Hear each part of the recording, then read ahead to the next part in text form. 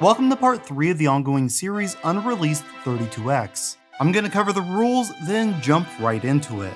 The rules for inclusion are simple. There has to be some proof that the game was in development, be it an article in a magazine, known copy of a prototype, a retail order sheet, an interview with a developer, etc. With that, let's get going.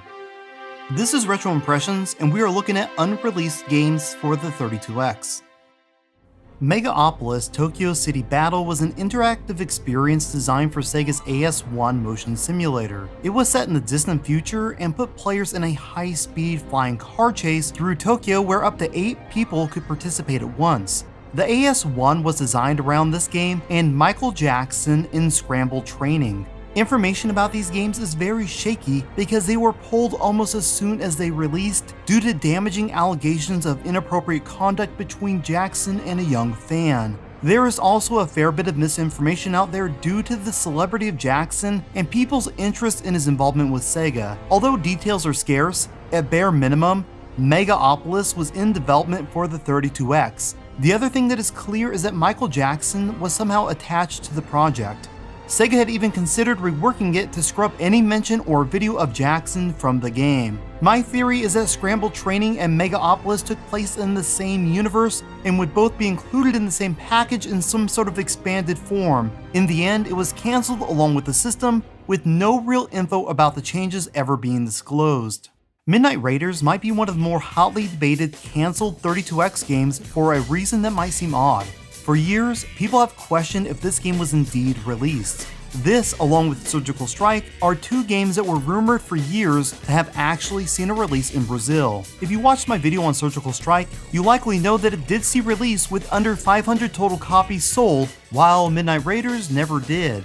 Most of the confusion comes from a photo containing a legit copy of Surgical Strike for the 32X next to what appears to be a real box for Midnight Raiders, also on the 32X. Word is that this game was complete but didn't ship before the system was put to bed. So what kind of changes could the player expect? Beyond some cleaner video, not much. Mission Impossible was another game that was in development with the intention of releasing alongside the movie. Ocean Software had acquired the console rights and started development for the 32X, Mega Drive, and Saturn. It's been said that the game was fairly far along and designed in the same vein as Flashback. Although the game never received a public showing, Ocean maintained the license, releasing a Mission Impossible game for the 64 and PSX in 1998. During the life of the Mega Drive, Virgin Games developed some of the most iconic Disney games to date, including the beloved and historic Aladdin on the Genesis. The last Disney animated-inspired project they would create for the system would be Pinocchio. The game was previewed in Mean Machines issue 32 with a hearty 4-page spread. In here we learned that the Mega Drive version was started 8 months prior to its 32X cousin, yet they hoped to release them together on the same date. Improvements to the 32X release included more colors, improved audio, additional layers of parallax scrolling, and improved backgrounds. Unfortunately, the game was pushed back to 1996, with the 32X version never seeing release. This, along with Spot Goes to Hollywood, were two games Virgin had in development for the system that were completed and ready to ship. In recent years, photos have surfaced online of a development cart containing the finished game along with screenshots from it running on actual hardware, making it a real possibility that the community might actually be able to experience this game in the future. The Omega Group was a team within Sega Interactive that was responsible for 3 games on the 32X. Although slightly out of order, I'm going to cover them as a group due to the same development team creating all 3. Have you ever played SimCity or Cities and enjoyed unleashing natural disasters on your unsuspecting population? If so, you're not alone. Michael Latham, who's best known for designing Green Dog and Eternal Champions, was working on a game that focused on just that, terrorizing the fair citizens of a town called Chaos. The game allowed you to take control of any resident in the town and either help create or contain the chaos. Although mostly designed as an open-ended sandbox experience, it would have included a large list of scenarios to complete as well. Bane is set in an alternate reality where Earth is under alien attack.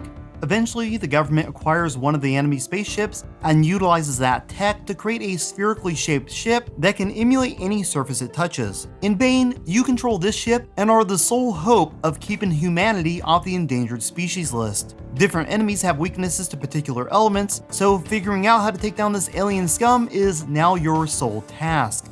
The final game under Omega Group's umbrella is also the one nearest completion. Ratchet & Bolt was originally in development for the Sega Genesis and moved over to the 32X with a scheduled release in 1996. It took place in an over-the-top future where technology is cheap, crime is out of control, and people build robots the size of skyscrapers for the purpose of committing crimes.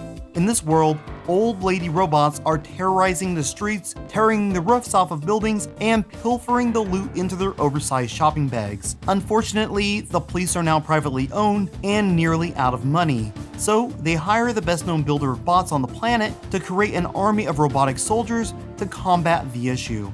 In a surprising streak of bad luck, the fella hired to build these bots only delivers two called Ratchet and Bolt before running off with their remaining funds.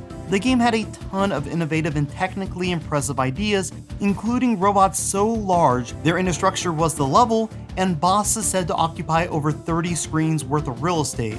Ratchet and Bolt start off with a human appearance, slowly becoming exposed for what they are, losing parts each time damage is taken. Sega 16 has a few articles covering this game with enough detail to fill its own episode. Like most of these games, it was cancelled along with the system. It's truly unfortunate, as its creator has stated this is the project he most laments not releasing to the public. I believe it's more likely than not that this game, along with most of the 2D games that didn't make it to the Saturn or another platform, were seen as lost causes in a flourishing and rapidly changing 3D game market. Believe it or not, Rayman was first in development for the Super Nintendo before moving on to the more powerful Atari Jaguar and Sega 32X, with a planned release for both systems in June of 1995. Versions for the PlayStation, Saturn, and 3DO were also in development for release later that year. If you're unaware, Rayman was one of the most notable side-scrolling platformers to emerge in the 90s, and to this day has remained a household name, putting out some of the greatest classic platformers generation after generation. It's really hard to say what the 32X version would have looked like, but I think it's fair to assume that it would have been mechanically identical to the Saturn release, with its audio being more on par with the Jaguar version.